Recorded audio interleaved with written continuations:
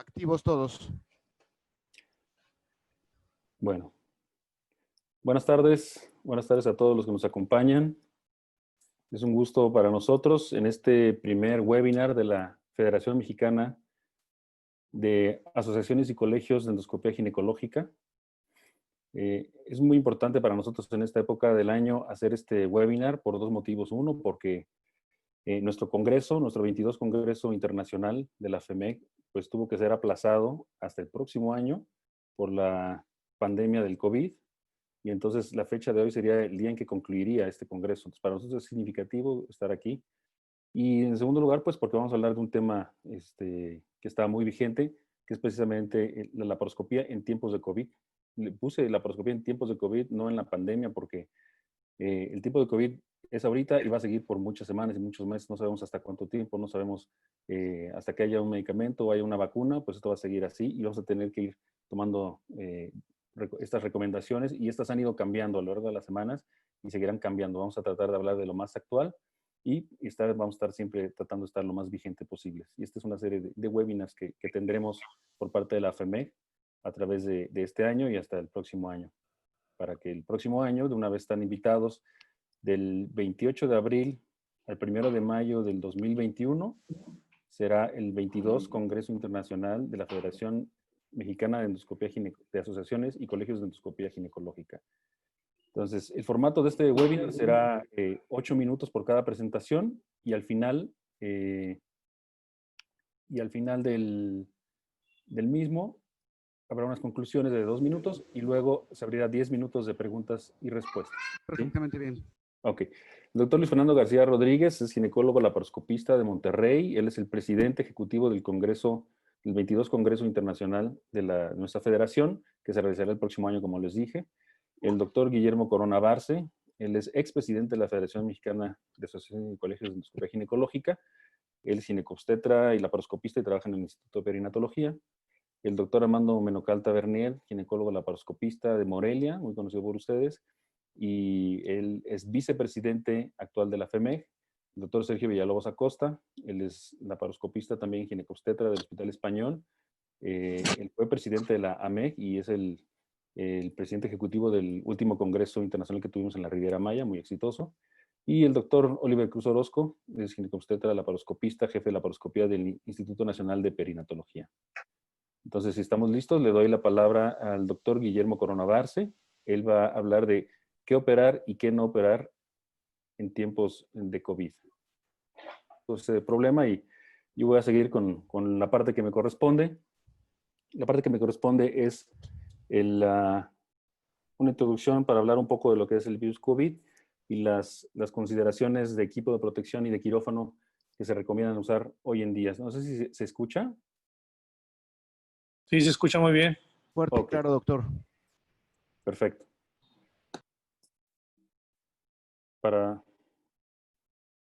Bueno, el virus se llama SARS-CoV-2, como todos ustedes saben. Viene de Severe Acute Respiratory Syndrome Coronavirus 2, porque ya hubo una epidemia de un SARS-1 en el 2002, más hablaremos más adelante. La enfermedad que causa es COVID-19 por Coronavirus Disease 2019. Es un patógeno respiratorio, es un RNA virus de cadena simple y mide de 0.5 a 0.125 micras. Y es importante en consideración para cuando se habla de la filtración del mismo. ¿Cómo se transmite? Bueno, hay gotículas que salen cuando uno tose, cuando uno estornuda, que miden aproximadamente más de 20 micras. Como ven ustedes en el esquema, esto puede llegar hasta aproximadamente 1 metro cuando alguien tose o estornuda. Pero también existe la presencia del virus en aerosoles. Estas son microgotículas de menos de 10 micras y se ha visto que hasta 3 horas pueden estar suspendidas en el aire, especialmente en ambientes cerrados. Entonces hay que tener mucho cuidado en este respecto, en elevadores, en lugares cerrados. Y la contaminación que puede ser directa por las manos o superficies contaminadas, que hasta 72 horas y en algunos estudios hasta más tiempo puede permanecer. Entonces siempre hay que estar limpiando las superficies que tocamos. Ahora, lo que nos atañe a nosotros, el riesgo en transmisión en cirugía. Bueno, se considera que la cirugía es un procedimiento generador de aerosoles. Durante la intubación y la extubación en la anestesia general es una de las partes más importantes de generación de aerosoles, donde se tiene que haber más cuidado, y al final voy a hacer alguna puntualización sobre esto.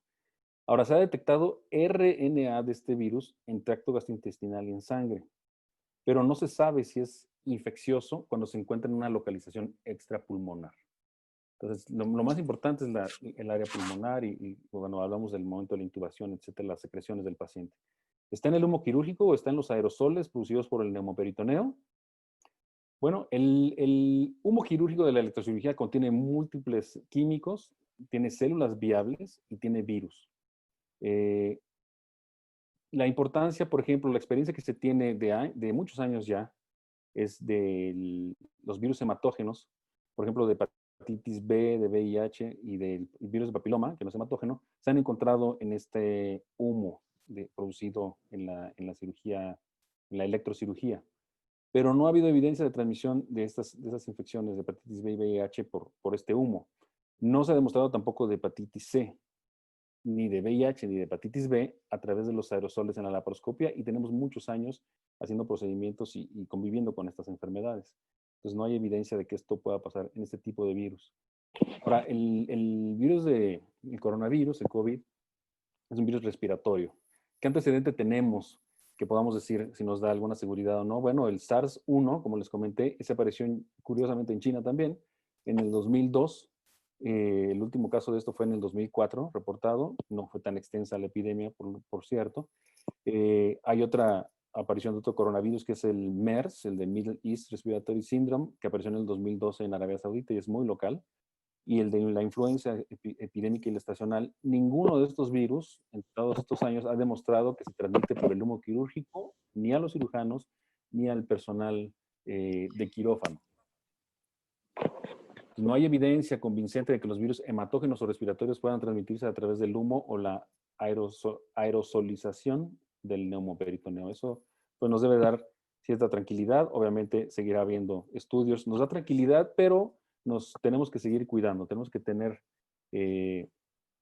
la protección. El equipo más básico de protección personal son los cubrebocas. El cubrebocas quirúrgico que cubre nariz y boca es holgado. Está diseñado para proteger en una dirección, es decir, captura los fluidos corporales de quien lo usa para proteger a la paciente en cirugía. No están diseñados para proteger al usuario y la mayoría no tiene una clasificación de la NIOSH como de seguridad. Hay que, cuando contemos estos o los compremos, que sean el SMS, que tiene triple capa, que es el que funciona verdaderamente bien. Obviamente es para un solo uso. Los de veras que son para protección personal son los cubrebocas o mascarillas o respiradores N95 o superiores. Estos no son holgados, son ajustados. Capturan, la 95 es porque capturan el 95% de las partículas de 0.3 micras. La mayoría de las partículas virales, aunque son más pequeñas, este sistema, este mecanismo de los cubrebocas, tienen fuerzas mecánicas y electrostásticas que los detienen. Entonces, es seguro utilizarlos. Tiene una capa externa de polipropileno y protege en ambas direcciones, excepto si tiene la válvula. Estos son más cómodos para exhalar, pero no protege al paciente. Entonces, si vamos a utilizar uno de estos, o incluso uno de los que no tienen válvula, yo les recomiendo utilizar un cubrebocas quirúrgico encima para mayor durabilidad. ¿Y eso por qué es? Pues porque la reutilización en los N95 se ha tenido que dar, dado que hay escasez mundial de estos dispositivos. Entonces, la CDC ha dado recomendaciones para su reutilización. Se recomienda que se use hasta por 8 horas de uso continuo. Se pueden reutilizar hasta 5 veces. Si no está sucio con sangre o si no está dañado, hay que revisarlos cada vez. Hay que dejarlos guardados por mínimo 72 horas en una bolsa de papel y bien ventilada. No hay que sellarlos con una Ziploc, hay que dejarlos ventilados. Y se pueden resterilizar en los hospitales con peróxido de hidrógeno como el Sterrat hasta 2 veces, pero tiene que ser el modelo que no tiene celulosa, que es este, o se ha resterilizado con luz ultravioleta o calor seco a 70 grados por 30 minutos. No poner alcohol ni hipoclorito porque se disminuye muchísimo la capacidad de filtrado. Entonces, el equipo completo de protección personal, el EPP, es un cubrebocas N95 sin válvula o con un cubrebocas encima, si tiene válvula como este, un gorro que cubre la totalidad de la cabeza y las orejas, lentes, que pueden ser esto, una mascarilla, unos gogles que sellen, es mejor, los gogles que los lentes, o una mascarilla completa que tiene gogles y lentes, y estos tienen unos filtros que se colocan aquí que son equivalentes al N95, duran hasta 40 horas, pero son un poco incómodos para operar. Un cubrebotas impermeable, de preferencia que llegue a la pantorrilla y que selle, como es que están acá, Bata quirúrgica repelente a fluidos doble si es posible. Esto es muy variable y eso vamos a platicar con los demás ponentes que nos van a hablar de su experiencia en cada hospital. Si está disponible, usar una bata doble y usar doble guante también si está disponible. Se utilizan los guantes de nitrilo no estériles primero y con eso se coloca el equipo de protección personal y después los guantes estériles. Así es como se ve la protección personal. Ven ustedes, se puede utilizar de este tipo o en lugares donde hay una alta incidencia, en pacientes graves, pacientes en urgencias, en terapia intensiva, se recomienda también utilizar este tipo de escafandra, aunque para operar sí llega a ser muy incómoda. Ahora, el quirófano ideal que se recomienda, bueno, debe tener presión negativa. Es difícil que lo haya en los hospitales, no es frecuente, pero ¿cómo funciona este? Bueno, viene un flujo de aire que va direccionado de la zona de más contaminación a menos contaminación y hay menor presión atmosférica que en el pasillo. Entonces, de forma que si se abre una habitación de presión negativa o un quirófano de presión negativa, el aire tiende a entrar porque hay menor presión y tiende a irse al filtro, al aspirador. Y el aspirador, si el aire va a recircular, se coloca un filtro de aire EPA. Y si no va a recircular, si va al ambiente, no necesita filtro, pero tiene que estar aspirando constantemente para que haya presión negativa. Y esto hace que esta habitación contiene los contaminantes del paciente que está infectado. Los de presión positiva tienen otra utilidad. ¿Qué tenemos que tener entonces en un quirófano ideal? ¿Cuáles son las recomendaciones? Bueno, tenemos que minimizar el humo de la electrocirugía y la aerosolización del neumoperitoneo porque son potenciales, aunque no se ha corroborado, que pueden ser infecciosos. Usar la menor presión del neumoperitoneo posible, tratar de operar entre 10 milímetros de mercurio hasta 12, disminuir la presión al extraer las piezas quirúrgicas y los trócares. Recuerden, cuando extraemos las piezas, de repente sale disparado el gas y tenemos que disminuir la presión antes de extraer estas piezas o hacer una mini laparotomía para evitarlo. Utilizar la menor cantidad de energía posible, que es la que va a producir el humo, y también de esto nos van a hablar los demás ponentes, cuál es su experiencia y qué es lo que están usando. Y utilizar sistemas de evacuación de humo. Nosotros, por ejemplo, en Ángeles de Pedregal tenemos este Rapid Bag de Medtronic, que tiene filtros o EPA, que es de alta eficiencia, o el Ultra Low Particulate, que es el ULPA, filtros ULPA de 0.1 micras. Hoy hay algunos sistemas pasivos que también se pueden utilizar, pero se recomienda siempre tener un sistema de evacuación de humo para minimizar los riesgos. Alguna contemplación sobre, una mención sobre la anestesia, muy importante. No se contraindica la anestesia en pacientes con COVID. La intubación y extubación generan aerosoles. Entonces se debe realizar con el mínimo de personal en quirófano, tal vez nada más la enfermera y el anestesiólogo, o la enfermera y un asistente, y los demás esperar afuera hasta que el paciente esté intubado. Y utilizar, cuando sea posible, anestesia local o anestesia regional, que también sabemos que se pueden hacer procedimientos laparoscópicos con este tipo de anestesia. Esto me lo mandó un amigo anestesiólogo. Ven ustedes la evolución de los anestesiólogos, estar sentados leyendo el periódico o el iPhone, y ahora están como nosotros extremando precauciones porque así lo debemos hacer. A veces nos pasa esto, que nos preparamos excesivamente, pero nunca está de más estar preparados contra esto, que las indicaciones, como les dije, pues van a ir cambiando. Muchas gracias. Al final de la participación de todos vamos a dar las conclusiones. A continuación, quiero saber si está listo el doctor Corona. No sé si me podrían comentar. Si no, vamos a abrir la parte. Le está marcando un error su computadora, doctor. Estoy tratando de ayudarlo. Ok, entonces vamos a darle la palabra al doctor Oliver Cruz. Él nos va a hablar, el doctor Oliver Cruz, el doctor Luis Fernando García, el doctor Menocal, el doctor Villalobos, nos van a hablar de su experiencia en cada uno de sus hospitales. Adelante, Oliver. ¿Sí me escuchan? Sí, te escuchamos. Muy buen día. Antes que nada, un saludo a todos mis queridos colegas, amigos, en estos momentos difíciles. A todos nos gusta operar. Y pues muchas gracias por esta gran idea, Leonel, y a todos los miembros de la federación. Un abrazo y pues mi solidaridad con todos ustedes, sus pacientes y sus familias. Básicamente, lo que quiero tocar es el tema de la perspectiva del Instituto Nacional de Perinatología.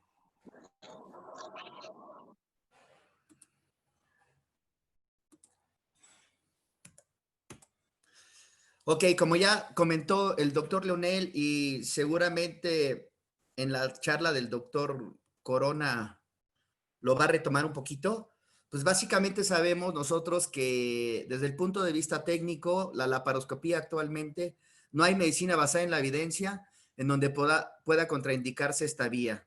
Hasta que no tengamos, pues, medicina basada en la evidencia y conclusiones robustas, pues no podemos hacer, pues, una postura general.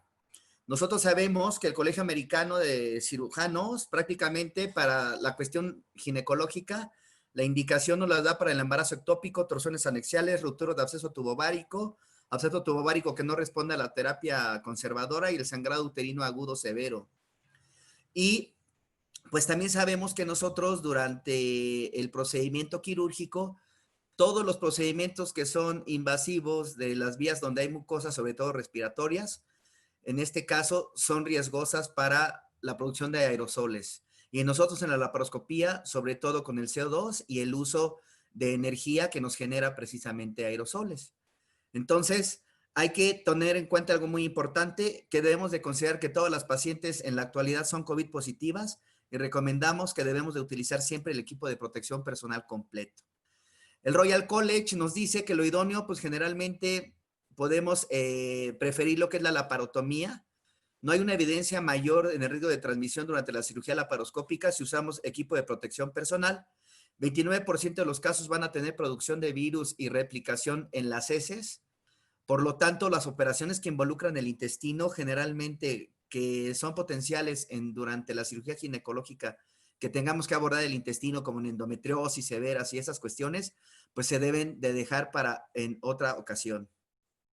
Y todas las asociaciones prácticamente nos dicen que no hay evidencia disponible de que se sugiera que estos virus respiratorios se puedan transmitir por una vía abdominal, en este caso por la laparoscopía. ¿Cuáles son las ventajas de la laparoscopía? Pues la mínima invasión, la recuperación rápida, menos dolor, la magnificación de los campos, las cicatrices pequeñas y la mejor contención del humo. Y como les platicaba, no hay datos suficientes para recomendar a favor o en contra un enfoque abierto contra un enfoque laparoscópico. Aquí, medidas universales, utilizar el equipo de protección y la buena selección de las pacientes. En el ámbito del Instituto Nacional de Perinatología, nosotros tenemos desde hace prácticamente un mes el cambio de los servicios integrales. Entonces, ellos pues tienen 45 días para equipar el hospital y por esa razón nos cayó como anillo al dedo esta temporada de COVID porque hemos suspendido las cirugías debido a esto. Pero el enfoque que tenemos, porque vamos a iniciar ya los equipos, los tenemos completos en el hospital en los próximos 15 días, el protocolo es el siguiente. Toda paciente que ingresa al instituto para hospitalización o cirugía de urgencia, en este caso se realizará el tamizaje con la prueba COVID en PCR. Afortunadamente en el hospital tenemos la prueba PCR y en 12 horas tenemos los resultados. Toda cirugía debe considerarse de alto riesgo, ya que podría tratarse de una paciente portadora sintomática. Por lo tanto, si la paciente necesita, desde el punto de vista institucional, un tratamiento quirúrgico, ¿sí? Y se sabe que es COVID positivo, ¿sí? La postura institucional es que si hay una emergencia, como es el caso de un embarazo ectópico, como lo comenté al principio, el abordaje debe ser por laparotomía. Si puede darse tratamiento médico, puede optarse por tratamiento médico. En caso de que la paciente se haga la PCR y es negativa, siempre tomar en cuenta la valoración preoperatoria por el cirujano y el anestesiólogo. Ya hemos tenido pacientes que han tenido la prueba negativa y se les han corrido 2 o 3 pruebas y al momento de que se les hace la tomografía tienen neumonía típica por COVID y el INDER en automático las considera COVID positivas. Siempre tomar en cuenta los datos de sospecha clínicos de la enfermedad, tener en cuenta si tuvieron contacto con un paciente COVID positivo en los últimos 14 días o si tuvieron algún viaje y tomar en cuenta que podemos tomar una rayos X de tórax, una tomografía si hay duda y estos exámenes en caso de que tengamos también alguna duda en ese momento. Y las recomendaciones transquirúrgicas, pues los que ya comenta la AGL, uso de dispositivos electroquirúrgicos y ultrasónicos, hay que evitarlos, sobre todo por la generación de aerosoles. La succión laparoscópica debe ser también para eliminar el humo quirúrgico y desinflar la cavidad abdominal al final de la cirugía. Los sistemas de evacuación y filtración que ya comentó el doctor Leroy, de ultra bajas partículas en el aire. Trabajar con presiones intraabdominales bajas, de preferencia por abajo de 10 milímetros de mercurio. Evitar la pérdida de neumoperitoneo. La extracción de tejidos siempre con un escape mínimo del dióxido de carbono. minimizar el spray y la diseminación de gotas de sangre y fluidos y minimizar la fuga por los trócares. Las AGES prácticamente recomienda hacer incisiones pequeñas en los puertos para tratar de evitar que se pierdan el CO2 por este nivel. Y también se pueden utilizar pues trócares de alta fijación que pueden disminuir también este cometido. Y el filtrado que ya comentó el doctor Leroy, tenemos los sistemas EPA que pueden filtrar hasta 99.97% de estas partículas de hasta 0.3 micrones, o los filtros ULPA que son más eficientes hasta 99.999 con índice de filtración de partículas hasta de 0.5 micrones.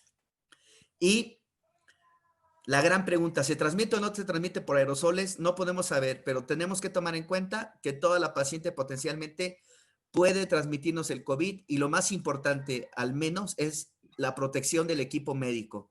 Tenemos un lema ahí en el hospital, nos dicen los epidemiólogos, primero el equipo de protección personal, la protección del personal de salud y después la urgencia.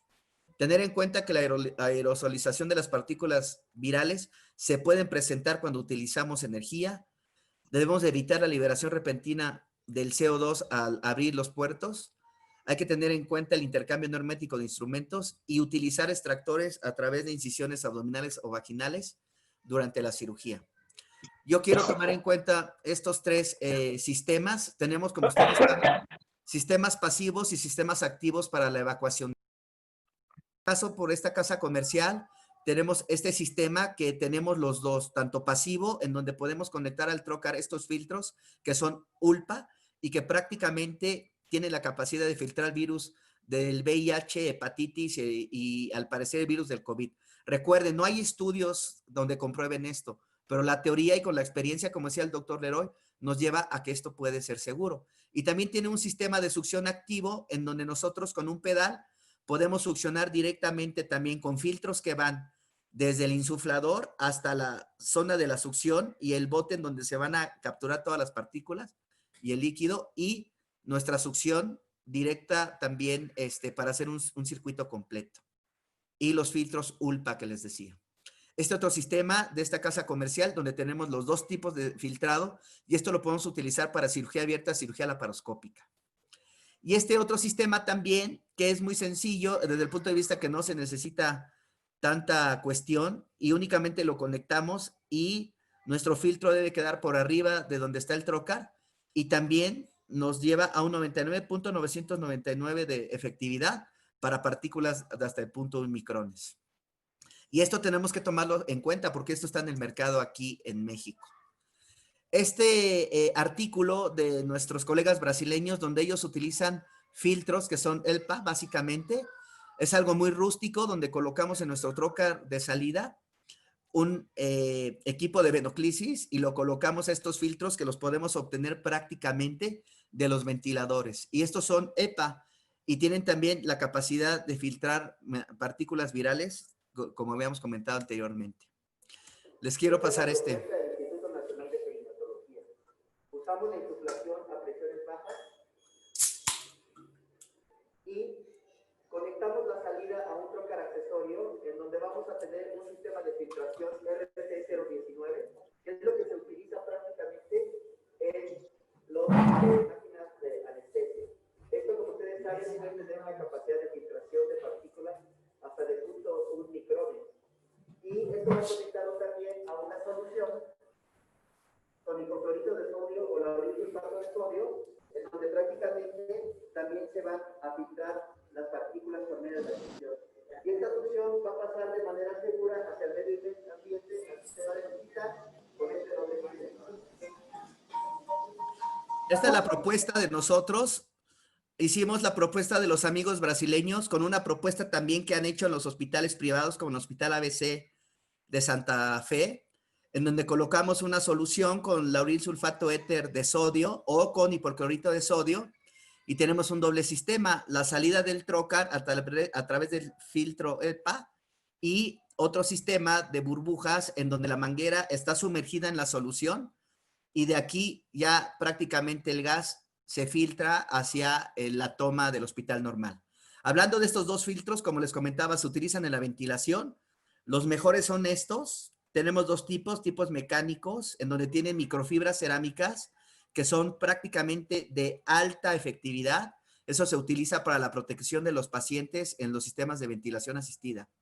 Y estos que son prácticamente electrostáticos, que utilizan microfibras de polipropileno, pero que también son efectivos.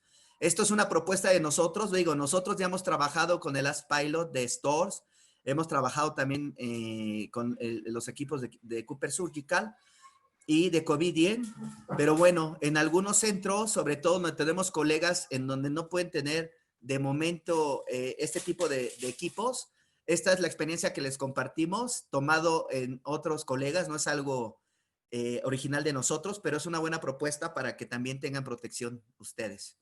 Y hablando del sistema de extracción, nosotros recomendamos sacar prácticamente todo el gas y utilizar el sistema de extracción seguro, ya sea extraer las piezas a través de la cicatriz umbilical con estas bolsas que son hasta de 6,500 mililitros, y con eso pues no nos exponemos también a los aerosoles. Y cuando son piezas más pequeñas, pues la ruta de utilizar estas bolsas de 10 o de 5 milímetros, tratando de sacar todo el CO2 al momento de que ya vamos a sacar la pieza por el trocar. En la cuestión de anestesia, pues ya dijo el doctor Leroy, prácticamente pues no hay nada escrito. Los artículos chinos dicen que la mejor vía es la anestesia general, sobre todo para evitar que el paciente esté exhalando aerosoles al momento del bloqueo peridural. Y también pues la anestesia neuraxial no se recomienda por el riesgo de la neuroinfección. Nosotros entonces, como les platico, consideramos a todas las pacientes COVID positivo utilizar estas medidas, equipo de protección personal completo, traje, si tenemos la prueba positiva, pues usar el Tyvek, usar sus máscaras N95, escafandras, y proponemos para el manejo de las pacientes el protocolo ERAS, ingreso de la paciente el mismo día de la cirugía, que tenga al menos ayuno de 2 horas de líquidos, hay que darle una solución con carbohidratos al menos 2 horas antes de la cirugía, también para prevenir la catabolia prolongada, evitar el uso de opioides de larga duración, retiro temprano de sondas y catéteres, iniciar la vía oral 4 horas posteriores a la cirugía y dar el egreso hospitalario 6 horas posteriores al procedimiento, para mantener a la paciente prácticamente el menos tiempo en el hospital. Entonces nosotros vamos a iniciar prácticamente ya en la próxima semana el manejo de urgencia, y este protocolo ERAS y el protocolo de protección personal que les comento lo vamos a mantener durante nuestras cirugías en los próximos 3 meses. Muchas gracias y esperamos para la sesión de preguntas. Le cedo la palabra al doctor Leonel Leroy.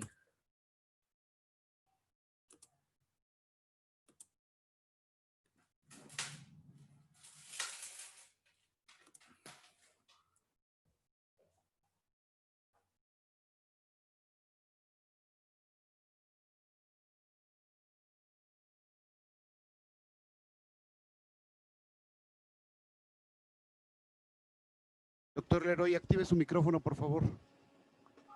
A continuación, el doctor Luis Fernando García Rodríguez, presidente ejecutivo del 22 Congreso Internacional de la FEMEC, nos hablará de su experiencia en Monterrey. Adelante, Luis Fernando.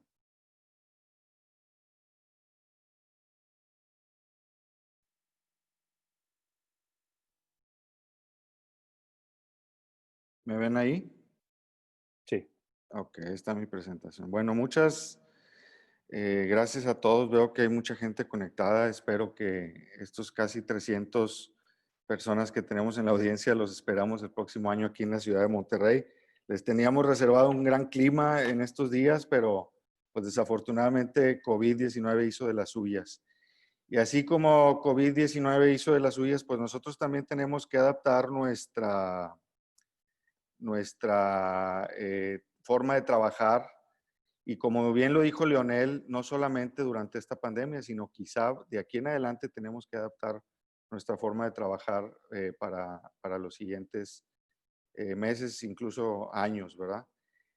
Bueno, ya han mencionado qué tipo de cirugías deben y no deben hacerse o no se recomiendan realizar en nuestros hospitales. Aquí en el estado de Nuevo León, en cuanto a la cirugía electiva, el Diario Oficial de Nuevo León, el 15 de abril, emitió un comunicado en el que textualmente lo leo, dice: derivado de la contingencia sanitaria de COVID-19, se suspende temporalmente la programación de cirugías selectivas y ambulatorias, salvo situaciones de urgencia, como ya lo han mencionado los otros profesores, en todos los hospitales públicos y privados. Esto ya tenemos prácticamente 2 semanas y 2 días de que por orden del gobierno del estado, las cirugías selectivas han sido suspendidas.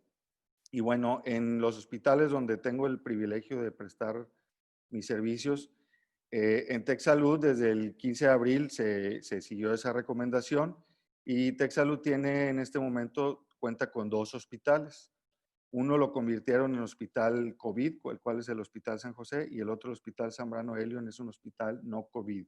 Entonces, tratamos en la medida de las posibilidades y de la capacidad, que todos los pacientes COVID positivos se concentren en el Hospital San José. Así se concentra el equipo de expertos, se concentra el equipo de protección, todo en un solo hospital y se disminuye el riesgo. Y en el otro servicio médico de servicios del ISSSTE-León, de servicios médicos estatales, desde el 20 de marzo recomendamos nosotros solamente programar urgencias, también por un tema de ocupación, de optimizar la ocupación de camas, que es algo que también debemos nosotros contemplar ante la posible llegada. Veo que en Ciudad de México ya están algunos hospitales rebasados. Aquí en Nuevo León todavía hay cierto margen de maniobra, entonces desde entonces se tomaron algunas medidas al respecto. Y en cuanto a la cirugía de urgencia, bueno, la controversia ha sido en estos últimos meses, como muchas cosas han sido controversia. En 3 meses o 4 meses se han publicado más de 3,000 artículos que hablan de COVID y realmente muchas de las conclusiones son recomendaciones por grupos de expertos. No hay guías clínicas aún. Son guías clínicas vivas, por ahí oí ese término, las cuales pueden ir cambiando día a día conforme vayamos teniendo más información, sobre todo de países que a lo mejor van en esta época de pandemia un poco más avanzados. Y la controversia inicial en cuanto a la cirugía ginecológica es si debemos hacer la parotomía o la paroscopía. Ya hablaron acerca de unos aspectos generales de uno y otro abordaje. Sin embargo, bueno, les voy a platicar un poco lo que estamos haciendo aquí en la ciudad de Monterrey. Lo número 1, tenemos que individualizar mucho el caso. ¿Y qué quiero decir con esto? Bueno, tenemos que ver con qué paciente nos vamos a tardar el menor tiempo posible en quirófano. No es lo mismo una paciente con un índice de masa corporal de 40 que una paciente con un índice de masa corporal de 19. Entonces tenemos que ver qué paciente podemos tener menos tiempo en el quirófano, según el caso clínico, según sus comorbilidades, y qué paciente podemos también mandar a su casa antes, independientemente si es COVID o no positivo. Ahorita vamos a ver esas situaciones específicas. Tratamos, como bien lo mencionó Oliver, de implementar el protocolo ERAS para tratar de hacer los procedimientos quirúrgicos ambulatorios para también optimizar las camas de los hospitales. Debemos tener mucha comunicación con nuestro equipo de anestesiólogos para ver cuál es la técnica anestésica que ellos puedan recomendar para también tener el menor tiempo posible a estas pacientes en el quirófano, en recuperación, disminuir su morbilidad quirúrgica y en caso de que nosotros hayamos decidido hacer una laparoscopía, pues ofrecerle todos estos beneficios de la mini invasión. Hay que recordar que muchas de las urgencias ginecológicas pueden resolverse de forma rápida, quizá con menos personal dentro del quirófano a través de una mini laparotomía en una paciente con un índice de masa corporal adecuado. ¿Qué hacemos acá en nuestros hospitales? Bueno, les hacemos prueba COVID a todas las pacientes que van a ingresar a cualquier procedimiento quirúrgico en el hospital. Incluso las pacientes embarazadas que seguimos programando para cesáreas selectivas, les hacemos una prueba COVID antes y se han identificado casos positivos en pacientes asintomáticas que quizá estas sean las más peligrosas. Y como bien lo menciona Oliver, pues debemos tener la alta sospecha y a todas manejarlas como si fueran positivas hasta no demostrar lo contrario. Y conocer y utilizar el equipo de protección personal adecuado según el resultado. Los hospitales de TecSalud también hicieron un equipo de expertos respuesta COVID, tanto para la atención, obviamente, de la cuestión en terapia intensiva, etcétera, pero también para la atención en procedimientos obstétricos y en procedimientos ginecológicos. Y este equipo tiene la gran capacidad de que, bueno, ya han estado familiarizados con el tema de colocarte y retirarte el equipo de protección personal, con las rutas de movilización dentro del hospital. Y obviamente, pues entre más sistemático se haga un procedimiento, los resultados son menores. Y nosotros como médicos tenemos la libertad de podernos apoyar en este equipo de respuesta COVID quirúrgica para, uno, si no queremos nosotros o algún médico no quiere exponerse porque tenga alguna comorbilidad, sea por su edad, etcétera, no quiera exponerse a este riesgo de contagio. Y bueno, contamos con los equipos de protección personal que ya bien mencionó Oliver, pero yo quisiera mencionarles un poco, reforzar, vamos a tener dos tipos de pacientes que vamos a meter a quirófano. Uno es que la urgencia es tal que no alcanzamos a tener un resultado de COVID en nuestro expediente. Entonces es una paciente que se va a someter a un procedimiento quirúrgico sin un resultado de prueba COVID. Con ella necesitamos este equipo de protección personal, que son lentes de protección, mascarilla N95, un primer par de guantes de nitrilo o vinil, gorro quirúrgico, bata impermeable, un segundo par de guantes que ya es los guantes quirúrgicos y botas desechables. Y para las pacientes que ya conocemos que es COVID positivo y que tienen que someterse a cirugía, es muy parecido. Sin embargo, también lo adecuamos con una careta completa con doble filtro para evitar el contagio del personal en el quirófano. Y bueno, una vez que estamos en el quirófano, que decidimos operar a una paciente, vamos a considerar cuál es la mejor vía para cada paciente. Quizá, a lo mejor una torsión de un quiste en una paciente de un índice de masa corporal, una masa móvil sin antecedentes quirúrgicos, una paciente de un índice de masa corporal de 19, 20, pudiera ser una mini laparotomía, una técnica muy rápida en la que pudiéramos nosotros también no tener la necesidad de que exista más gente o más personal en el quirófano, como técnicos de la torre de laparoscopía, etcétera. Aquí algo muy importante que también, bueno, el Tec Salud es un hospital que entrena estudiantes, entrena residentes y entrena residentes de alta especialidad en laparoscopía, que vamos a disponer nosotros en este momento, en esta etapa de la pandemia crítica, de los cirujanos de mayor experiencia disponibles. ¿Sí? Hemos tratado de entrar 2 cirujanos laparoscopistas al mismo tiempo y en este momento, desafortunadamente, y para los que nos gusta la enseñanza y estamos muy inmersos en estos tipos de programas, pues los programas de enseñanza pasan a un segundo plano. Es incluso una recomendación también de los programas de fellowship de la AGL. Como bien lo dijeron los profesores que me antecedieron, nadie entra durante la inducción de la anestesia, la intubación y la extubación. El personal se mantiene fuera del equipo, fuera de la sala de quirófano y entra solamente para el tratamiento quirúrgico en sí. Y como una recomendación del hospital es que no permanezcan más de 6 personas en la sala de cirugía. Entonces, aquí debemos considerar que si los servicios de laparoscopía de muchos hospitales cuentan además con 1 o 2 técnicos que mueven las torres, conectan cables, conectan neumoperitoneal, etcétera, pues pudiéramos nosotros considerar esto, sobre todo una paciente de alto riesgo, y no exponer más gente de la que por la naturaleza del caso se va a exponer a estos riesgos. Entonces es una recomendación. Definitivamente puede haber casos en los que se necesite más gente, pero la recomendación es esa. Entonces aquí residentes, fellows y estudiantes a veces los pasamos un poco a observar desde fuera o de primer ayudante solamente uno de ellos. Como bien ya lo mencionaron, bajas presiones de neumoperitoneo. Nos gustan los trocars de fijación avanzada que evitan que se fugue el neumoperitoneo durante la cirugía. Tratar de utilizar, y si se puede no utilizar la energía para evitar la aerolización, es muy recomendable. Por ahí hay algunos colegios, sobre todo en el inicio, que recomendaban más la cirugía abierta. Hay que recomendar que el simple Bobby, el simple lápiz de cauterio puede causar aerolización y ese vapor, ese humo no se puede contener y se libera completamente en la sala. Y bueno, quizá también debemos hacer más uso de suturas y de endoloops para control hemostático en algunos casos.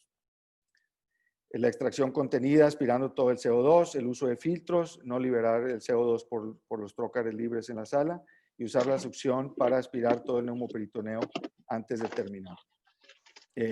Algunos programas de entrenamiento están ahorita en pausa porque pues, el número de cirugías se están disminuyendo, sobre todo los programas avalados por la Asociación Americana de Laparoscopía Ginecológica. Algunos están teniendo incluso dificultad para llegar a sus metas de números de casos y tienen dificultad para graduarse. Entonces, debemos también, esto nos ha venido a afectar también un poco la cosa académica. Tenemos que adecuar los programas para que la gente que está en entrenamiento pueda completar su número de casos mínimos. Algunos lugares en Estados Unidos donde hay programas de entrenamiento, Chicago, Indiana y Pittsburgh, ya van a reanudar pronto la siguiente semana la cirugía electiva, siguiendo todas las recomendaciones que hemos mencionado. Desafortunadamente, bueno, nosotros no tenemos la opción de hacer home office. Tenemos que salir a trabajar, tenemos que salir a enfrentarnos a los pacientes, al riesgo. Quisiéramos trabajar de esta forma, pero pues no es posible.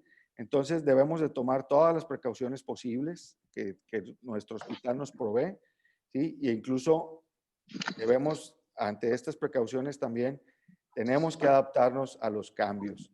Esto es muy cambiante, conforme va avanzando el tiempo y se va conociendo más acerca de la pandemia, de las vías de contagio, se conoce más acerca de las medidas precautorias y probablemente vayamos a regresar a nuestra práctica habitual más pronto que tarde, pero debemos de adaptarnos a los cambios que esta pandemia nos ha traído en muchos sentidos y la cirugía no está excluida en esto. Entonces, quizá nuestra forma de operar va a cambiar de aquí en adelante. Bueno, pues les agradezco mucho. Felicidades al doctor Leonel por esta gran iniciativa de estas webinars y espero verlos a todos los que se conectaron el día de hoy. Espero verlos aquí en Monterrey. Les teníamos un gran clima este año y les prometo el mismo clima para el próximo año. Gracias a todos y saludos a todos los amigos que están aquí conectados.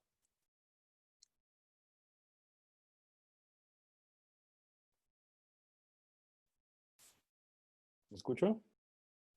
Sí. Sí, a continuación, muchas gracias, Luis. Excelente. La siguiente plática le corresponde al doctor Armando Menocal. Como les mencioné, el doctor Armando Menocal, laparoscopista ginecobstetra de Morelia, vicepresidente de la Federación Mexicana de Asociaciones y Colegios de Endoscopía Ginecológica, a compartirnos su experiencia. Adelante, Armando.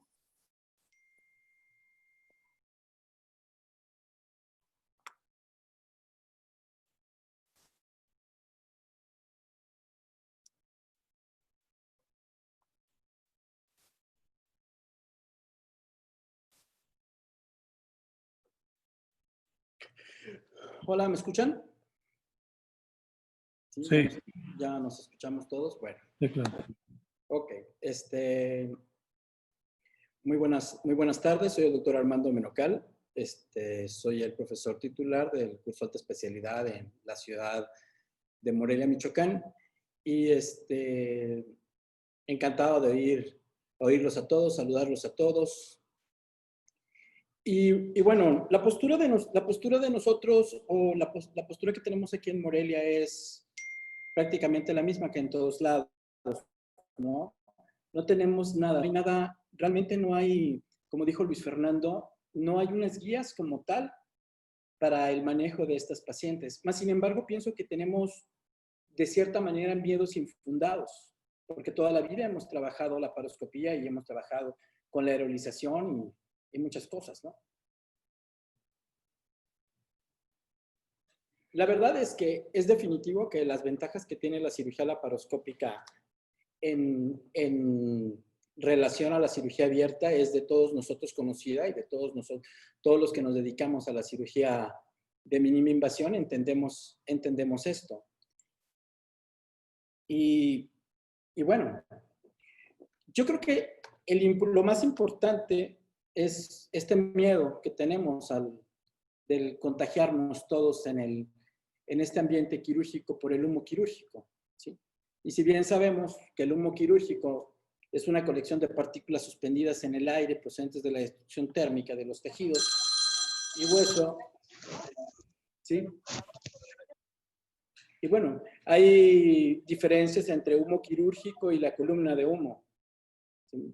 Y todo tiene que ver con el tamaño de las partículas. Nosotros habitualmente cuando utilizamos armónico o láser, vamos a encontrar mayor cantidad de partículas en este humo quirúrgico. Y algo que es importante es, por ejemplo, los otorrinos que trabajan con láser CO2. Se ha detectado una mayor incidencia de pólipos y de papiloma nasal cuando están trabajando este tipo de pacientes. Y en la electrocirugía vamos a tener partículas de menor tamaño, ¿sí? Bueno, es importante, ¿no?, que este humo quirúrgico va a tener sangre, partículas de tejido, bacterias, DNA, RNA viral. Y bueno, algo que a mí me ha llamado mucho la atención desde que empezamos con esto de la pandemia es que el hecho, en nuestro hospital nos suspendieron la cirugía laparoscópica. Las indicaciones de las autoridades es: no se puede operar cirugía de mínima invasión ginecológica en el Hospital de la Mujer de Morelia. Más sin embargo, en el Hospital Ángeles, que es donde nosotros desarrollamos nuestra práctica privada, hemos operado a algunas pacientes por cirugía laparoscópica, todas ellas por una urgencia absoluta. Hemos operado ectópicos, pacientes para citorreducción por un cáncer de ovario, cáncer de endometrio, que no puede esperar, ¿sí? Y bueno, no hemos estado lidiando con virus respiratorios a partir de este coronavirus, ¿sí? Ya lidiamos con la epidemia del MERS, ya lidiamos con la epidemia del SARS y ahora con esta epidemia nueva del coronavirus. Sabemos que la transmisión es a través de la aerolización al momento de toser, en las gotitas de flush, ¿sí? Y bueno, yo creo que esta es una parte importante. En este momento no está documentada de ninguna manera que se haya detectado la presencia o el RNA viral del coronavirus en el humo quirúrgico. Es un virus respiratorio. Y aunque la presencia que tiene del RNA viral es en una carga viral muy pequeña en la sangre y mayor concentración en las heces, hasta este momento no hay documentada de que este virus entonces esto es algo que a nosotros es interesante para nosotros, porque entonces yo quiero pensar que cuando nosotros operamos en este humo quirúrgico, realmente puede no haber riesgo de una contaminación, ¿sí? Hemos lidiado con la influenza, con el SARS, y no se ha detectado RNA viral en sangre, por ejemplo, en este tipo de virus respiratorios. Y no está documentado el aumento en el riesgo de contagio a través de esta vía. Hemos operado pacientes con influenza, se han operado pacientes con MERS, ¿sí? Y en ningún lado no hay hasta ahorita artículos que hayan documentado el hecho de que nosotros podamos haber una mayor incidencia de contagio en los equipos quirúrgicos de estas infecciones virales. Y bueno, el punto es que, por ejemplo, los virus que sí se transmiten a través de vía sanguínea, como el VIH, la hepatitis B, la hepatitis C, a pesar de que el RNA viral sí se ha detectado en el humo quirúrgico, no está documentado un aumento en el riesgo de la transmisión por esta vía. Y eso es muy interesante, ¿sí? Entonces, un virus que sí se transmite a través de la sangre, no está documentado el aumento en el riesgo. Y un virus que es respiratorio, que en el momento en que nosotros hagamos o trabajemos tejido, a lo mejor puede no estar presente en ese humo quirúrgico, ¿sí? Ya hablamos todos, y ya hablaron todos del screening preoperatorio, del PPE, de las estrategias quirúrgicas, del riesgo de aerolización, del riesgo de que el equipo quirúrgico se infecte en el quirófano y que este neumoperitoneo pueda ser un riesgo para todos nosotros. También es cierto que vivimos en un país donde es diferente el trabajo en los quirófanos dependiendo del hospital donde nosotros trabajamos, ¿sí? Estas son las recomendaciones que nos dieron a nosotros en el Hospital Ángeles cuando empezó la pandemia con todos los equipos de protección personal. Entonces, esto es equipos de protección personal en hospitales de primer mundo, en hospitales que cuentan con toda la tecnología y que cuentan con toda la infraestructura para podernos cuidar. Es cierto que en los hospitales de salubridad, en los hospitales del seguro, en el ISSSTE, muy pocos de los médicos tienen acceso a este tipo de protección, ¿sí? Cualquiera de nosotros que trabaja en institución o los médicos que trabajan en institución se darán cuenta que no todos podemos llegar a tener este tipo de protección. Es muy diferente operar en el Ángeles del Pedregal, en donde tienes todo el equipo de protección y tú decides si operas un paciente por una urgencia o decides darle el beneficio de la cirugía de mínima invasión o no. ¿Sí? Estas son algunas imágenes de nosotros en el hospital, operando en el Hospital Ángeles de Morelia. ¿Sí? Donde llevamos equipos de protección, doble bata, guantes de nitrilo, los guantes estériles, el N95, la careta. Bueno. Seguramente más de alguno de ustedes ya operó a algún paciente por alguna urgencia laparoscópica, ¿sí? Y se dará cuenta que utilizar todo este equipo puede llegar a ser muy complicado para en el momento de nosotros poder operar a una paciente, ¿sí? Después de una cirugía que se puede extender un poco, puede llegar a ser muy incómodo estar trabajando, o el que se ahuman los lentes, que no podemos ver, ¿sí? Y este es el equipo de protección con el que nosotros trabajamos. De la izquierda es mi anestesiólogo en el Hospital Ángeles, y los de la derecha son 2 anestesiólogos en el Hospital de la Mujer. Nosotros en el Hospital de la Mujer, la diferencia, en cuanto a lo que ustedes platicaban del manejo de las pacientes por laparoscopía, nosotros, el 95% de las pacientes aquí en Morelia se manejan con bloqueo, ¿sí? No utilizamos, los anestesiólogos habitualmente no utilizan anestesia general para manejar este tipo de pacientes, ¿sí? Y obviamente ya oímos todas las recomendaciones que hay en todos lados, lo que platicó Oliver, lo que platicó Luis Fernando. Pero esto que trato de enseñarles es básicamente lo que nos ocurre en la vida real, lo que nos está ocurriendo aquí en México, ¿sí? Porque yo no me puedo comparar o no puedo hablar de cómo trabaja un médico en Estados Unidos, en Inglaterra, porque no es lo mismo. Mas, sin embargo, platicando con varios amigos míos que se dedican a este tipo de cirugías en otros países, Humberto Dionisi en Argentina dice, nosotros no tenemos PPE. Yo opero con un N95 y con unos gogles, ¿sí? En Chile lo mismo. Amigos míos como Fernando Heredia, como el doctor Edison Kraus, operan de esa manera. Anteriormente platicaba con Marcello Ceccaroni en Italia y bueno, llegó un momento en que la cantidad de pacientes y la cantidad de trabajo que tuvieron fue que empezaron a tener faltantes en los equipos de protección. Y hoy en día operan únicamente con un N95 y con unos gogles. Y eso es interesante para que nosotros podamos pensar qué vamos a hacer más adelante. Tarde o temprano tendremos que aprender a convivir con esta pandemia, ¿sí? Nosotros aquí en el Hospital de la Mujer y aquí en Morelia somos un hospital donde hacemos mucha histeroscopía. Esta es una histeroscopía en el consultorio el día de hoy, ¿sí? Utilizo un N95, utilizo unos gogles de protección, ¿sí? Creo que no deberíamos de suspender cuando estamos haciendo consulta los procedimientos tomando las medidas adecuadas. Y bueno, este es el hospital donde nosotros trabajamos, en el Hospital de la Mujer de Morelia.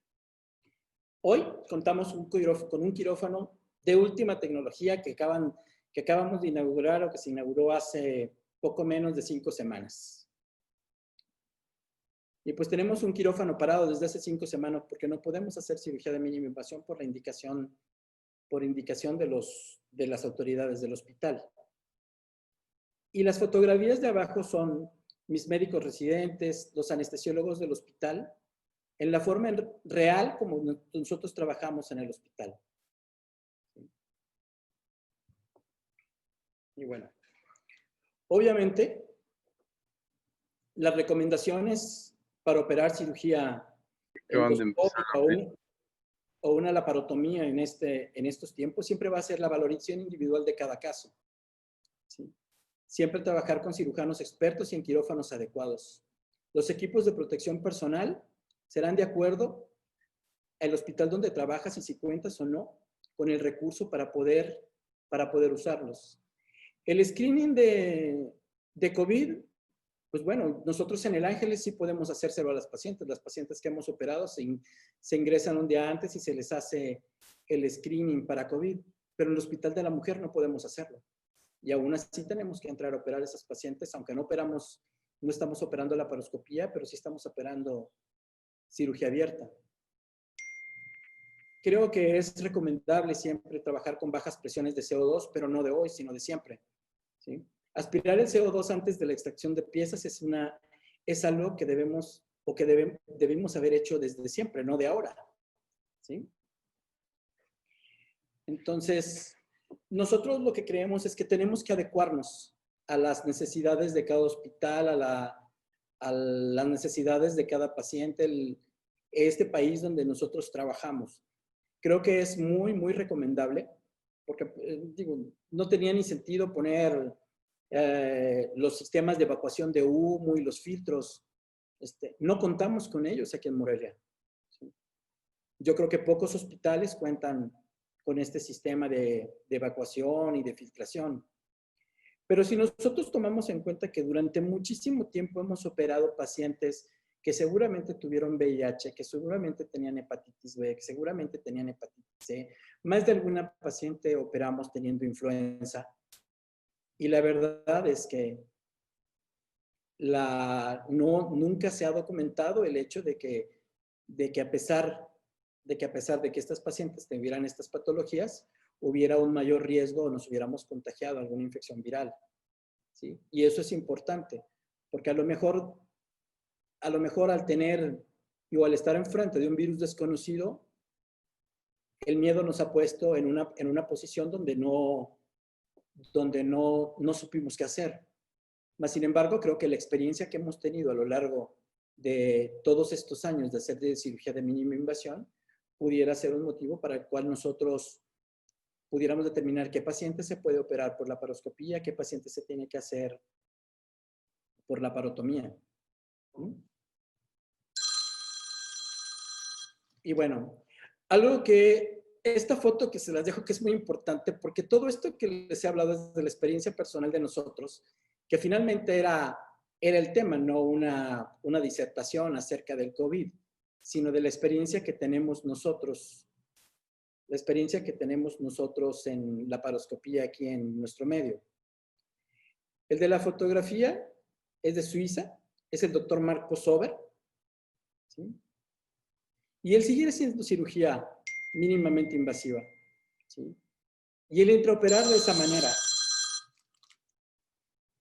¿sí? Entonces es bueno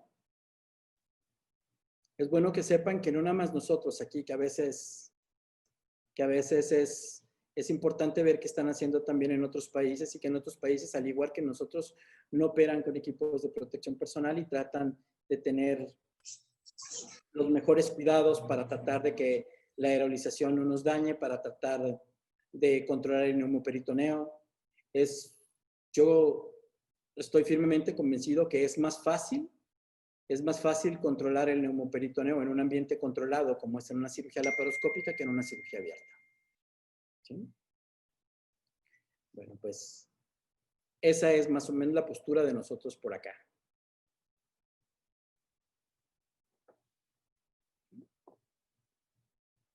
Muchísimas gracias, Armando. Excelente.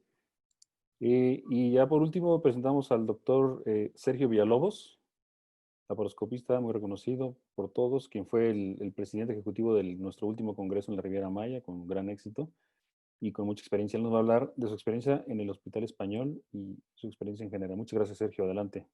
Gracias a todos. Un saludo a todos y gracias por conectarse, estar aquí, hablar de este tema, como bien decían mis antecesores, de moda, aunque más que de moda, de efecto en toda nuestra práctica, tanto pública como privada y para el resto de nuestra cirugía y de nuestra vida. A mí me toca hablar un poco de la experiencia en el Hospital Español de México, un centro privado, en donde pues hemos seguido operando. Este centro, afortunadamente, gracias a las políticas de los directivos y de los jefes, como el doctor Francisco Bernardes, ha dividido el área en dos áreas, un área COVID y un área no COVID. Y desde aquí un poco quiero transmitir qué estamos haciendo, qué se está haciendo para tratar de identificar a los pacientes COVID, no COVID, poder seguir operando con el mínimo riesgo, con disminuir, no sin perder de vista que pues cualquier paciente puede tener el riesgo de estar infectada. Entrada un poco también compartiendo con mis compañeros este hecho de decir si todo se tiene que hacer por la parotomía, si ya no se debe hacer la paroscopía como se dijo en un inicio por algunas AGLs, etcétera. Yo lo veo como cuando Magic Johnson en 1991 tuvo el virus de SIDA y entonces se empezó a decir que se podía contagiar por el sudor y nadie quería jugar con él. Y entonces, desde ese punto de vista, siento también que fue una reacción de alarma, de decir, a ver, nadie nos queremos infectar. Y si nadie nos queremos infectar y el virus está en el aire, pues dejemos de tener aerolización y dejemos de tener estos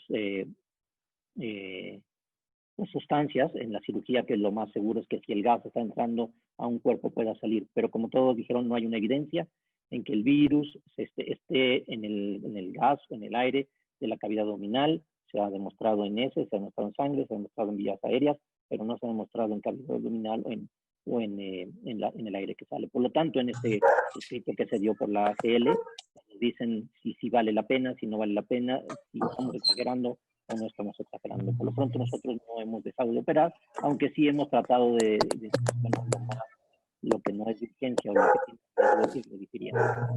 Este es el protocolo que se está usando actualmente en el Hospital Español.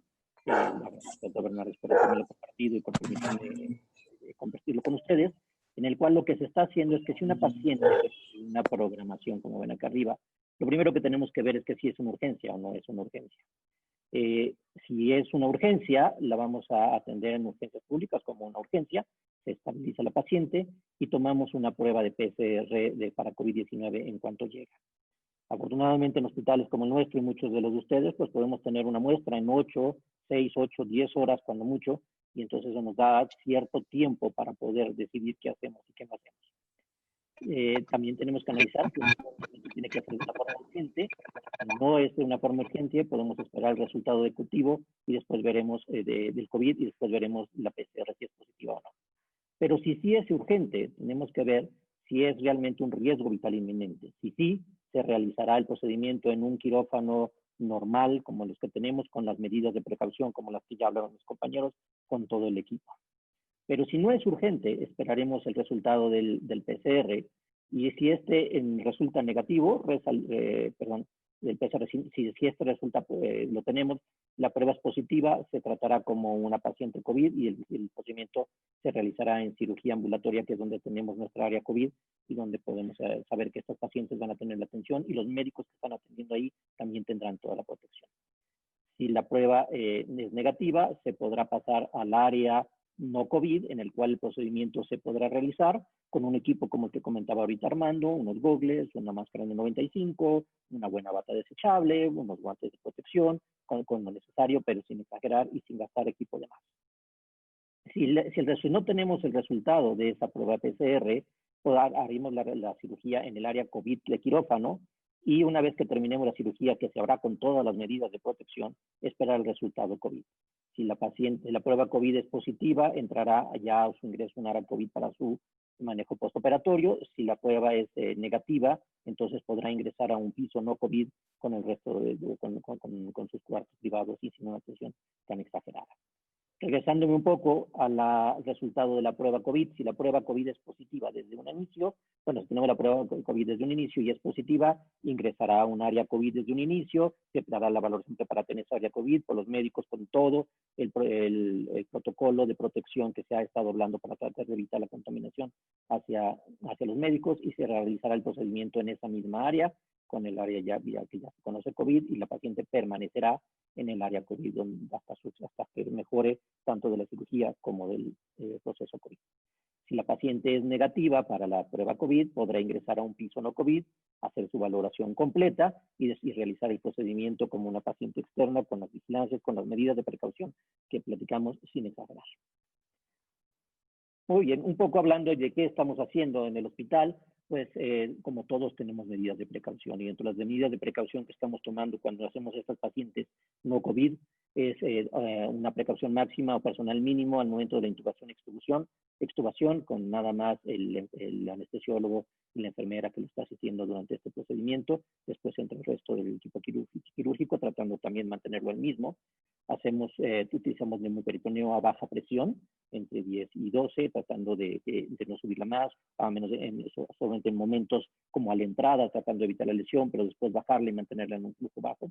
Desde la entrada tenemos un sistema de succión, de buena succión, el cual esta succión va a pasar a un filtro y después a un recipiente con una bolsa contenida y con un desinfectante para que todo el contenido que salga de la cavidad, tanto aerosoles como sangre, como soluciones, pues queden ahí contenidas y no vayan al exterior.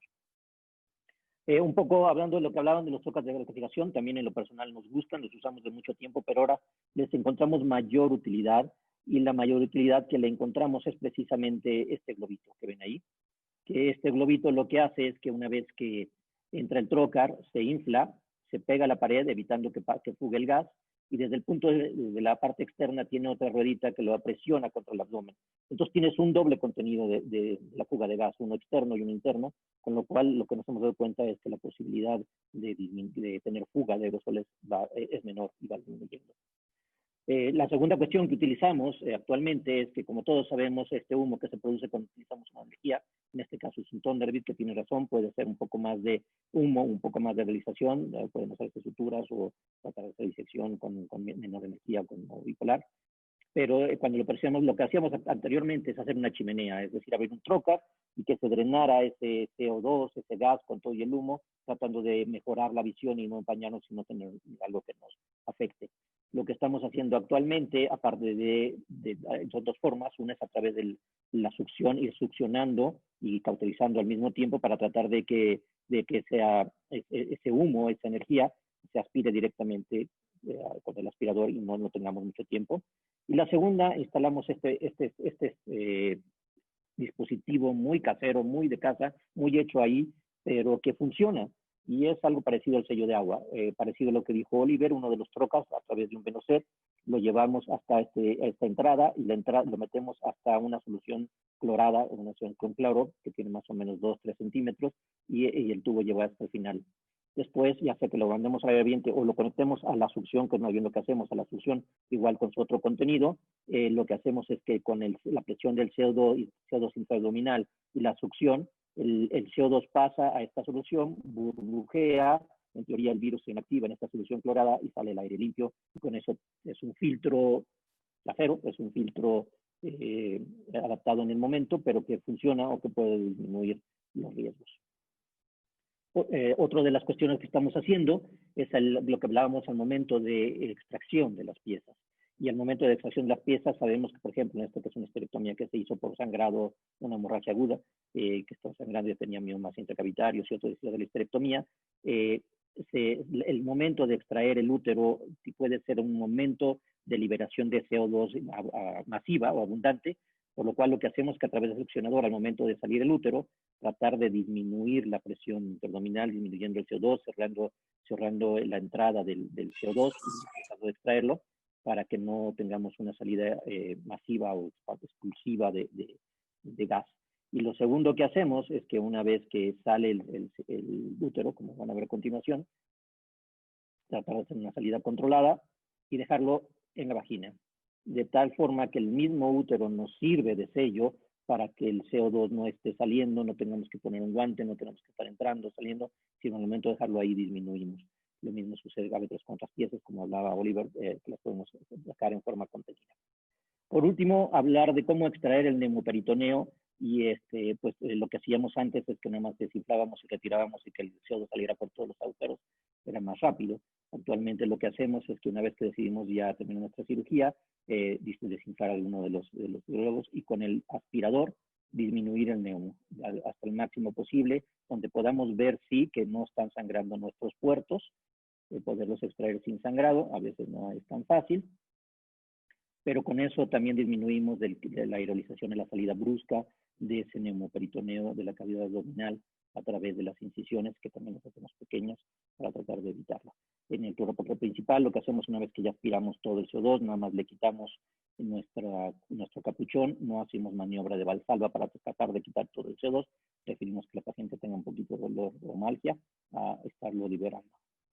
Por último, como conclusiones, pues todavía hay mucho que aprender del COVID-19, no hay nada 100% seguro. Todos estamos aprendiendo al mismo tiempo y como decía Armando, pues la experiencia que puede ser en Suiza, en Italia, en Brasil, en Argentina y la nuestra, pues todas suman y podemos llegar a algo. Pero siempre vale la pena tomar en cuenta todas las medidas de protección mientras tenemos más evidencia y tratar y aprendamos a convivir con este virus. Muchas gracias. Y gracias a todos por conectarse. Ojalá les haya sido útil. Muchísimas gracias, Sergio. Muy interesante. Yo quisiera, voy a tomar un momentito para poner mi pantalla, nada más.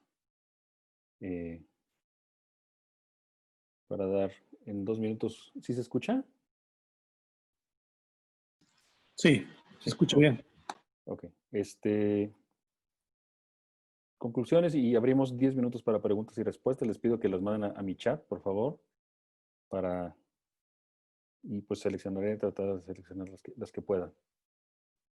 Como recomendaciones generales en la laparoscopía en tiempos de COVID, bueno, debemos de pensar qué es lo mejor para los pacientes, pero también, como se mencionó, debemos pensar en la seguridad del equipo médico, el equipo quirúrgico, son procedimientos generadores de aerosoles y hasta que sepamos más y tengamos más evidencia, tenemos que protegernos.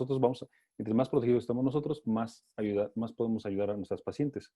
Tener equipo de protección personal completo, ya se dijo las limitaciones y experiencia que se tiene en cada lugar, hacerlo como se hace en cada lugar, pero tratar de tener lo más que se pueda. Evacuar el humo de cualquier forma que se pueda hacer, no solo por esto, como se mencionó anteriormente, ya hacerlo como una práctica rutinaria, porque además tiene muchos químicos que son cancerígenos y además otros virus que pudiera haber. Hay que extremar precauciones, completar la valoración prequirúrgica según el tiempo y según los recursos de cada lugar, ya se mencionó eso. Si no es posible la valoración, aunque sea la paciente asintomática, considerarla como que puede tener COVID. Es COVID positivo esa paciente. No hay evidencias para limitar o restringir la cirugía laparoscópica o preferir la laparotomía. La indicación debe ser elegir la vía que otorgue la recuperación más rápida, con menores complicaciones y menor estancia intrahospitalaria, de acuerdo a los recursos regionales y locales, hacer lo mejor para la paciente y proteger a tu equipo quirúrgico. Muchísimas gracias a todos, un saludo y gracias por participar con nosotros. Resguárdense y por favor esperamos preguntas, 10 minutos para preguntas y respuestas.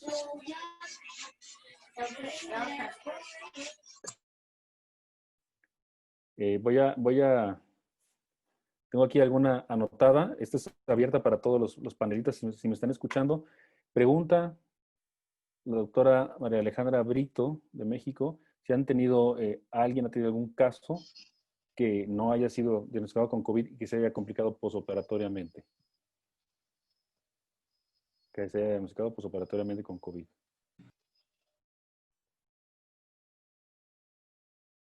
Nadie, Bueno, ¿verdad? bueno, en Monterrey no.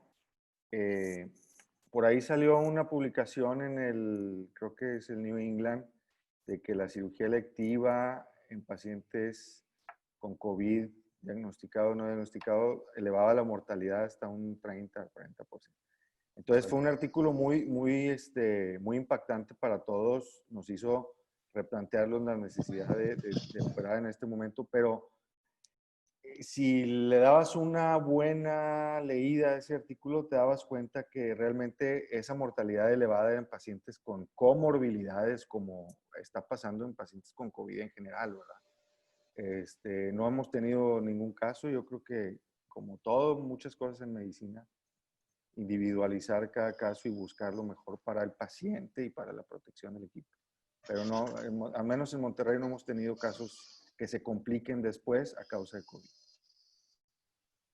Muchas gracias. También preguntaban por ahí el doctor Rodrigo Vázquez, un gusto que nos estés escuchando, Rodrigo. Nos preguntaba de si no tenemos un quirófano con presión negativa, ¿qué se puede hacer? Los quirófanos con presión negativa tienen que tener un flujo de entrada por el aire de la ventilación y un flujo de extracción. si por momentos en los quirófanos se puede suspender el flujo de entrada normal y dejar la aspiración si es que se tiene, y generalmente sí la tienen, y puede funcionar como presión negativa en forma temporal. Simplemente lo que pasaría es que dejaría de tener la ventilación del aire acondicionado. Es una forma de hacer que la presión esté negativa y que si se abre la puerta de quirófano tienda a entrar el aire o en las habitaciones que son de presión negativa y que se tienda a ir por la aspiración. Lo importante es que la aspiración, si va a recircular en el hospital, tiene que tener un filtro EPA. Si no tiene esto, si no se puede hacer, no se recomienda. Y si va a salir a la calle, sí se puede hacer, aunque no tenga filtro. Vamos a ver alguna otra pregunta. Nos están... Perdón. Lionel. Sí. Mira, por ahí vi una pregunta en cuanto a el consentimiento, que si se exime alguna responsabilidad del médico ante una urgencia real o todo lo contrario, se le puede fincar una responsabilidad por peligro de contagio. Nosotros revisamos ese tema en TechSalud y la verdad es que el consentimiento incluye o debe incluir posibilidad de infección. Entonces, lo revisamos con un grupo de abogados y incluye la posibilidad de infección, incluye este tipo de infecciones. Entonces, en teoría, un consentimiento, si cumple con los puntos de la norma oficial mexicana de los detalles que debe tener, debe incluir la infección trans o postquirúrgica y abarca esa protección del consentimiento. Claro que debemos de explicarlo siempre, ¿verdad? Pero es una pregunta importante que nos surgió mucho y con la asesoría de algunos abogados nos resolvieron este tema. Muchas gracias. Leonel, hay una pregunta al doctor José Luis Beltrán. Sí. Nosotros tuvimos la experiencia de una paciente obstétrica en el instituto, en donde se hizo una resolución del embarazo por vía abdominal. Y obviamente, pues al pasar por el filtro se le hicieron todas las preguntas, la exploración física, y prácticamente a las 24 horas del procedimiento quirúrgico empezó con fiebre. Se corrieron 3 muestras de COVID de PCR, las cuales fueron negativas, y la paciente prácticamente a las 8 horas empezó con datos clínicos de neumonía típica. Se hizo la tomografía y en la tomografía tenía estigmas prácticamente de infección por COVID-19. Entonces, prácticamente lo que se consideró con el INDRE es que a pesar de que tenía las 3 PCRs negativas, únicamente con el diagnóstico tomográfico fue más que suficiente como para catalogarla COVID positivo. Y esa experiencia les decimos porque aquí en epidemiología, en este caso, con esta paciente se verificó que todavía hay cepas de COVID que prácticamente pueden ser diferentes y que aquí en el caso de esta paciente no se pudieron detectar. Lo mismo pasa con las pruebas rápidas. Las pruebas rápidas lo que detecta son anticuerpos IgG y realmente para que puedan estar positivos tienen que pasar hasta 3 semanas. Por eso nosotros tomamos en cuenta la universalidad de manejar a todos los pacientes como si fueran COVID positivos. Y eso nos genera también la cuestión de si vamos a usar equipo de protección personal. Porque el equipo de protección personal completo hay que usar el traje de Tyvek completo, los guantes, botas, máscara N95, escafandra, gogles que sean también impermeables. En algunas instituciones se cuenta, en los hospitales privados pues también se cuenta, pero eso incluye un gasto pues muy alto para las pacientes. Pero yo les recuerdo a todos, ahorita lo importante es proteger al escudo humano, que es el equipo de salud. Por eso tomar en cuenta una buena selección del paciente y considerarlos para pues medida general para todos, que todos pueden ser COVID hasta demostrar lo contrario. Y si tenemos la disponibilidad de la tomografía, pues también, si hay duda y hay sospecha clínica, aunque tenga la PCR negativa, claro que está indicado a realizar el estudio. Saludos a todos. Gracias, Oliver. Claro que sí. Hola. Perdón, Lionel. Adelante, Armando. Bueno, en cuanto a lo que comenta José Luis Beltrán, saludos, José Luis, hasta Toluca. Gracias, igualmente. ¿Sí? Yo creo que hay que individualizar, yo creo que lo más importante es individualizar los casos. Una cosa es un paciente que llega con que tiene una urgencia quirúrgica y tiene sintomatología de presunción de COVID. Otra cosa es una paciente que llega sin sintomatología de COVID, aparentemente sana, ¿sí? Aunque todas las pacientes debemos de manejar potencialmente como pacientes COVID, Por ejemplo, yo a una paciente que llega por un ectópico roto al hospital y no tiene ninguna sintomatología, no tendría ningún sentido hacerle una tomografía. Si la paciente satura bien, si la paciente está en buenas condiciones, en condiciones generales estables, pero su problema es una urgencia quirúrgica, yo creo que no tendría razón de hacerle la tomografía. Más sin embargo, si una PCR, si cuentas con ella. El problema, como yo les comentaba, es que tenemos que adecuarnos al medio donde vivimos, ¿sí? Yo creo que es imposible utilizar TPE siempre. No hay manera, no existen tantos, ¿sí? Entonces tendrán que destinar esos equipos de protección personal para aquellos casos en los cuales esté justificado operarlos. Y vuelvo al tema de la plática de mi presentación. El problema es que siempre hemos operado pacientes que potencialmente tuvieron alguna infección viral. Está documentado y no está documentado hasta este momento que hayamos tenido un riesgo mayor de contagiarnos por el acto per se de la cirugía. Es muy diferente lo que pasa en la cabeza de la paciente cuando el anestesiólogo está trabajando, que él trabaja la vía aérea o está más en contacto con eso. Es muy diferente. Yo creo que el anestesiólogo sí tendrá que entrar siempre con todas las medidas de protección, pero nosotros estamos aislados hacia el área y nosotros estamos en ese ambiente controlado que tenemos del neumoperitoneo. Es más fácil controlar esa salida de esos gases que en una cirugía abierta, ¿sí? Yo creo que al final del día, lo que decía Luis Fernando, y me parece muy cierto, hasta ahora no tenemos ninguna guías, no tenemos nada de medicina basada en la evidencia. Todo son recomendaciones personales de cada uno de nosotros en base a las experiencias de cada uno de los centros y en base al miedo que tengamos de operar o no operar, ¿sí? El problema es que tarde o temprano vamos a tener que operar. El problema es que tarde o temprano todos tienen que acostumbrarse a vivir con este virus, ¿sí? Y entonces aquí vendrá la pregunta, ¿realmente nosotros va a llegar un momento en que todas las pacientes tengan que entrar a operarlas con un traje de protección personal? Yo creo que no, ¿sí? Yo creo que más bien hay que empezar a individualizar muy bien los casos y a tratar de elegir las cirugías en el mejor momento posible. No, tarde o temprano va a pasar que todas estas cirugías selectivas que no estamos operando se van a urgenciar. La miomateosis va a sangrar, el quiste se va a romper, ¿sí? Y habrá cirugías que no podrán esperar. Pues bueno. Pues muchos saludos, José Luis. Si me permite, José Luis, yo también un poco... Igualmente, saludos a todos. Si me escuchan, complementando un poco, creo que en el español esta área que han puesto intermedia, en que puede ser no necesariamente COVID y no necesariamente no COVID, sino una área intermedia mientras tienes un resultado de una PCR, puede ser algo muy beneficioso para lo que tú preguntabas si después se hace positiva o no se hace positiva o si parece que no tiene síntomas y después sí. Aún así sabemos que esta PCR no es al 100% certera, tiene una posibilidad de fallo y una ventana de fallo del 30% y una ventana de hasta 5 o 7 días que puede salir negativa y después volver a salir positiva. O sea que aún así no estamos exentos. Pero si tratamos de nuestros hospitales tratar de disminuir el contagio, las zonas COVID y no COVID lo más posible, puede ser que ese sea un futuro que nos pueda ayudar. La posibilidad de hipoxemia.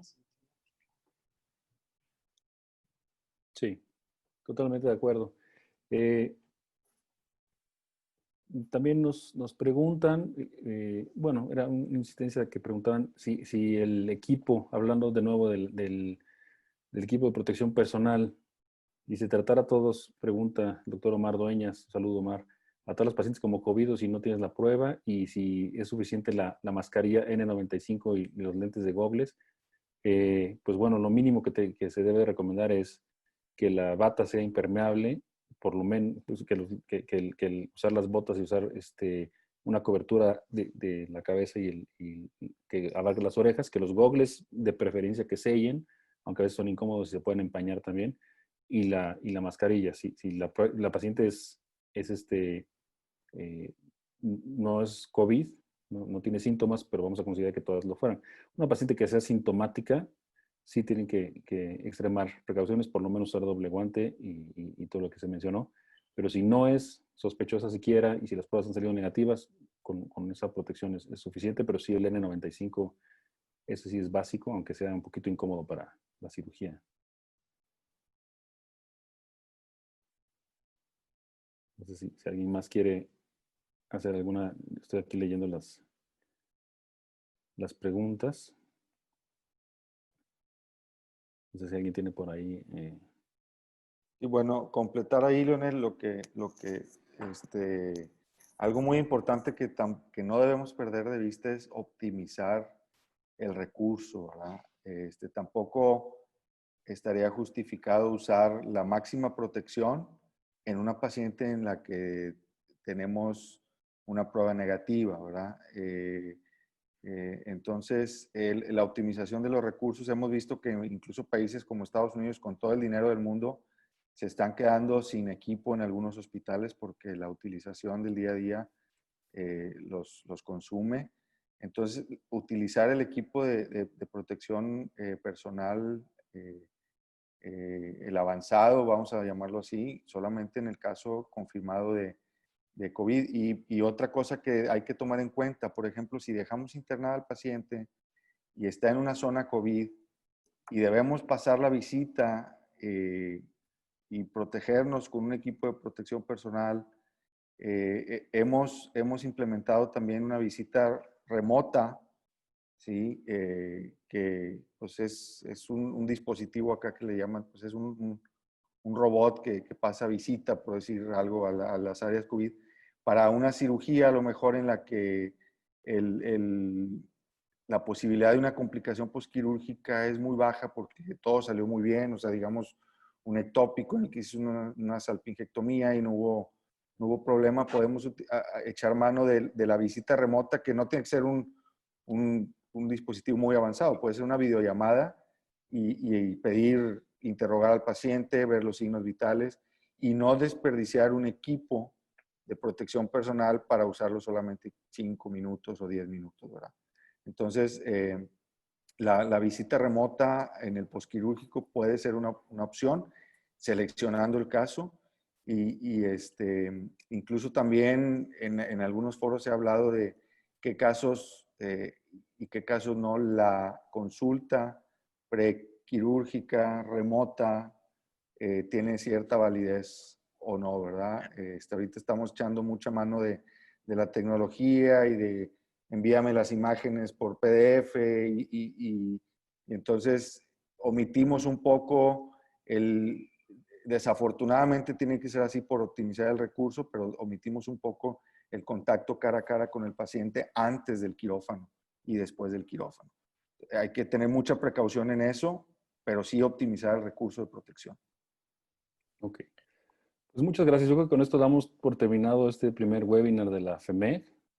Les agradezco mucho por su atención. Quiero hacer un breve comentario nos están muchos amigos, muchos conocidos de toda la República Mexicana, les agradecemos. Y además tenemos amigos que están fuera, el doctor Alejandro Meix de Perú, el doctor Rodrigo Vázquez de Ecuador, el doctor Campuzano de Ecuador también, el doctor Dueñas de West Virginia, tenemos doctores de Venezuela y tenemos de toda la República. No podría terminar de saludarlos a todos. Les agradecemos. Esperemos su retroalimentación y les estaremos informando de los siguientes webinars que tendremos en un futuro. Cuídense y seguimos en contacto. Muchísimas gracias a todos los profesores. Gracias. Saludos.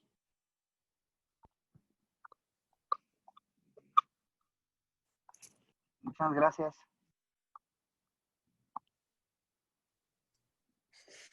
Saludos a todos. Gracias.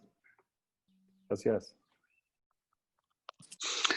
Muchas gracias, desde España. Yo quería preguntar si no están usando plaquinol como profilaxis, una cada 12 horas, o 2 a la semana. ¿En pacientes asintomáticos o pacientes sospechosos o en todos los pacientes?